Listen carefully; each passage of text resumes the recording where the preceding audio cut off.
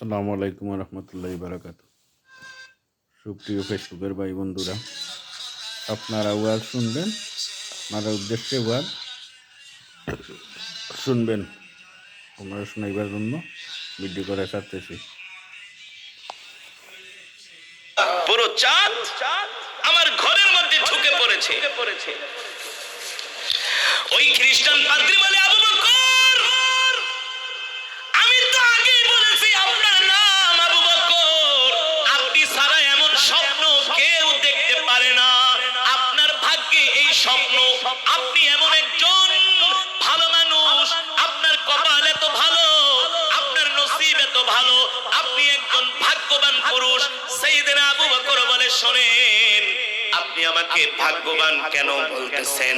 খ্রিস্টান পাদ্রী বলে, আবু বকর, আজকে রাতে আপনি যে স্বপ্ন দেখেছেন, এই স্বপ্ন শুধু আপনার ক্ষেত্রেই মানায়।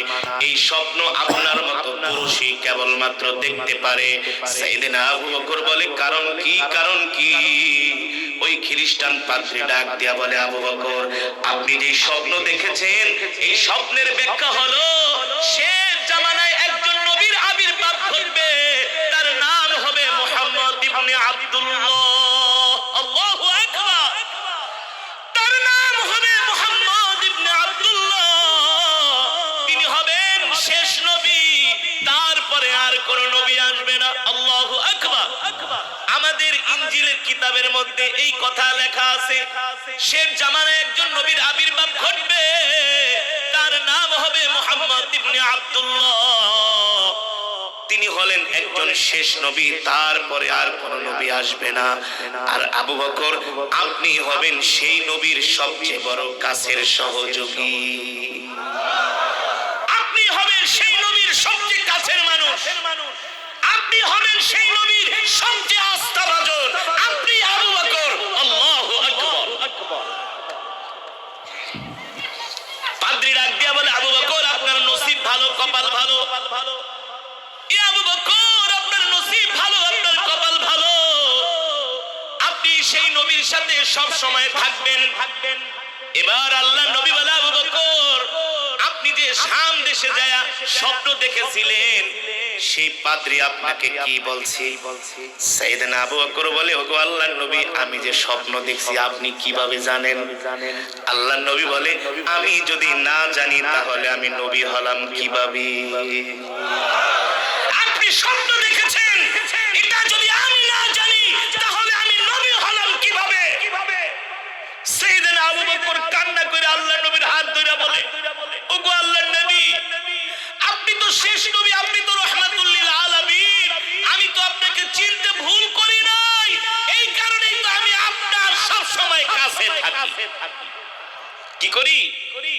এখনো কিন্তু সাইয়েদনা আবু বকর কালেমা পড়ে ঈমান আনে নাই। আল্লাহর নবী বলে, আবু বকর, আপনি যে স্বপ্ন দেখছেন এটা তো আমি জানি।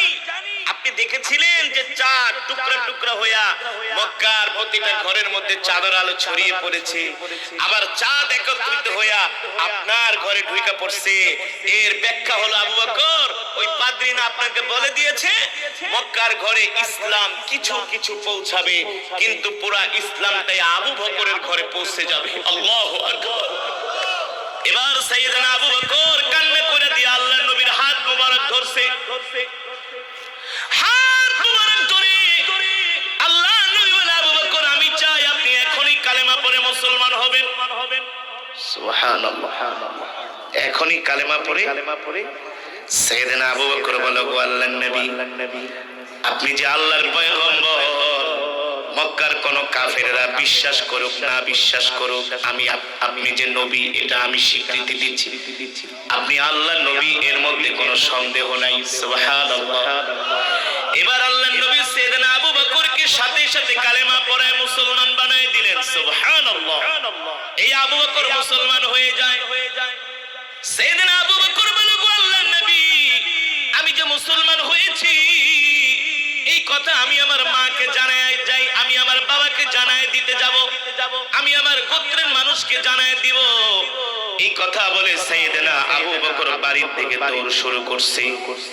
ওই যে কিছুক্ষণ আগে মক্কার যুবকেরা আল্লাহর নবীর নামে মিথ্যা নালিশ করছে যে আবু বকর আপনার নবী নিজেকে নবী দাবি করে মুহাম্মদ ইবনে আব্দুল্লাহ। ওই যুবকরা রাস্তায় বসে আছে 10-12 জন যুবক। সাইয়েদনা আবু বকর ওই যুবকদের কাছে যায় বললেন, এ যুবকেরা শোনো শোনো, একটু আগে না তোমরা আমার কাছে আল্লাহর নবীর নামে নালিশ করছিলা, আল্লাহর নবী সত্য নবী কিনা?